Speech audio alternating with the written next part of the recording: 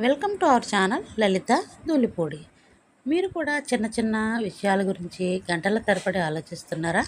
రాత్రులు నిద్ర పట్టడం లేదా? జరిగిపోయిన విషయాలని మళ్ళీ మళ్ళీ గుర్తు చేసుకుంటున్నారా? లేదా ఇంకా జరగని విషయాలకు ఇప్పటికే భయపడుతున్నారా? అలా అయితే ఈ వీడియో మీకోసమే. ఓవర్ థింకింగ్ అనేది కేవలం ఎక్కువగా ఆలోచించడం కాదు. అది నెమ్మదిగా మీ ఆనందాన్ని, మీ ఆత్మవిశ్వాసాన్ని, మీ ఆరోగ్యాన్ని దెబ్బతీసే నిశ్శబ్ద శత్రువు. ఈ వీడియోలో ఓవర్ థింకింగ్ అంటే ఏంటి, అది ఎందుకు వస్తుంది, దానివల్ల జరిగే నష్టాలేంటి, ముఖ్యంగా దాన్ని ఎలా పూర్తిగా నియంత్రించాలో సులభంగా తెలుసుకుందాం. కాబట్టి ఈ వీడియోని చివరి వరకు తప్పకుండా చూడండి. మీ జీవితాన్ని మార్చే ఒక చిన్న విషయం ఇందులో ఉండొచ్చు. ఓవర్ థింకింగ్ అంటే ఒకే విషయం గురించి అవసరానికి మించి మళ్ళీ మళ్ళీ ఆలోచించడం. భవిష్యత్తులో ఏమవుతుందో అనే భయం, గతంలో జరిగిన తప్పుల గురించి బాధ, ఇతరులు ఏమనుకుంటారో అనే ఆందోళన వల్ల ఇది ఎక్కువగా వస్తుంది. ఒక స్థాయి వరకు ఆలోచించడం మంచిదే, కానీ అదే ఆలోచన మన ప్రశాంతతను, ఆనందాన్ని, నిర్ణయాలు తీసుకునే సామర్థ్యాన్ని దెబ్బతీస్తే అది ఓవర్ థింకింగ్గా మారుతుంది.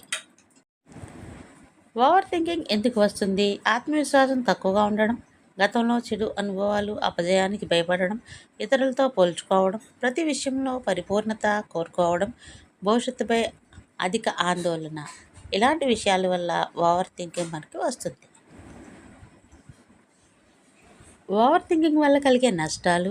ఓవర్ థింకింగ్ వల్ల మనకు ప్రశాంతత ఉండదు, నిద్ర సరిగా పట్టదు, చిన్న నిర్ణయాలు కూడా పెద్ద సమస్యలా కనిపిస్తాయి, ఒత్తిడి, ఆందోళన పెరుగుతాయి, పనిపై దృష్టి తగ్గుతుంది, కుటుంబ సభ్యులతో, స్నేహితులతో సంబంధాలు కూడా దెబ్బతినే అవకాశం ఉంటుంది, చివరికి జీవితాన్ని ఆనందంగా ఆస్వాదించే శక్తి తగ్గిపోతుంది.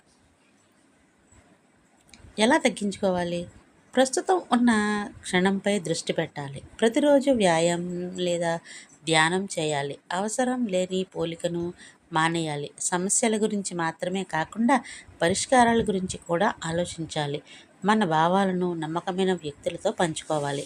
చిన్న చిన్న విషయాలను కూడా గుర్తించి సంతోషపడాలి. ఓవర్ థింకింగ్కు ఒక్క రోజులో పూర్తిగా ఆపలేము, కానీ చిన్న చిన్న అలవాట్లను మార్చుకుంటే దానిని చాలా వరకు తగ్గించుకోవచ్చు. వర్తమానంలో జీవించండి. గతాన్ని మార్చలేం, భవిష్యత్తును పూర్తిగా ఊహించలేం. ఈరోజు చేయాల్సిన పనిపైన దృష్టి పెట్టండి. చర్య తీసుకోండి. ఎక్కువ ఆలోచించడం కంటే చిన్న అడుగు వేయడం మంచిది. చర్య భయాన్ని తగ్గిస్తుంది.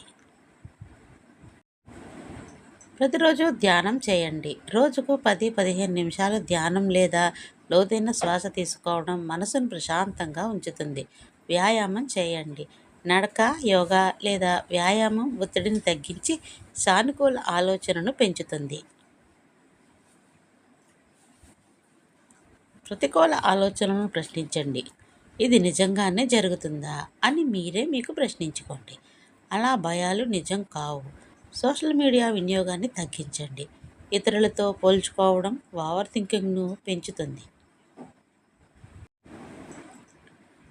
మంచి నిద్ర పొందండి. రోజుకు 7-8 గంటలు నిద్రపోతే మెదడు ప్రశాంతంగా పనిచేస్తుంది.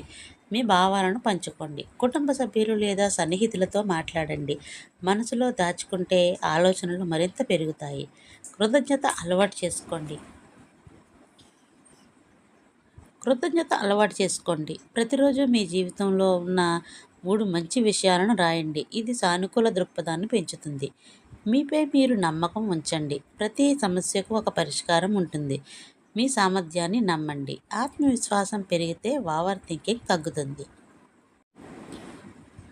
ఓవర్ థింకింగ్ను మీ సమస్యలను పరిష్కరించదు, కానీ మీ ప్రశాంతతను మాత్రం నెమ్మదిగా దూరం చేస్తుంది. గుర్తుంచుకోండి, గతాన్ని మార్చలేం, భవిష్యత్తును పూర్తిగా ఊహించలేం, కానీ ఈరోజు తీసుకునే ఒక సరైన నిర్ణయం మాత్రం మీ జీవితాన్ని మార్చగలదు. ఓవర్ థింకింగ్కు మందు ఎక్కువగా ఆలోచించడం కాదు, సరైన చర్య తీసుకోవడం. గుర్తుంచుకోండి, ఆలోచనలు జీవితాన్ని మార్చవు, చర్యలే జీవితాన్ని మారుస్తాయి. ఇకపై ప్రతి ఆలోచనను నమ్మకండి. మీ మనసును నమ్మండి. మీపై మీరు విశ్వాసం ఉంచండి. ఎక్కువగా ఆలోచించడం కంటే ఒక చిన్న అడుగు ముందుకు వేయండి. అదే విజయానికి మొదటి మెట్టు.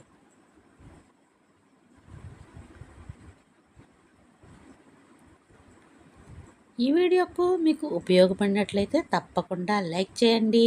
ఇలాంటి జీవితాన్ని మార్చే వీడియోల కోసం సబ్స్క్రైబ్ చేయండి. మీ అభిప్రాయాన్ని కామెంట్ రూపంలో తెలియజేయండి. గుర్తుంచుకోండి, ఎక్కువగా ఆలోచించడం కాదు, ధైర్యంగా ముందుకు సాగడమే జీవితాన్ని మార్చే అసలైన శక్తి. Thank you so much. Thank you so much.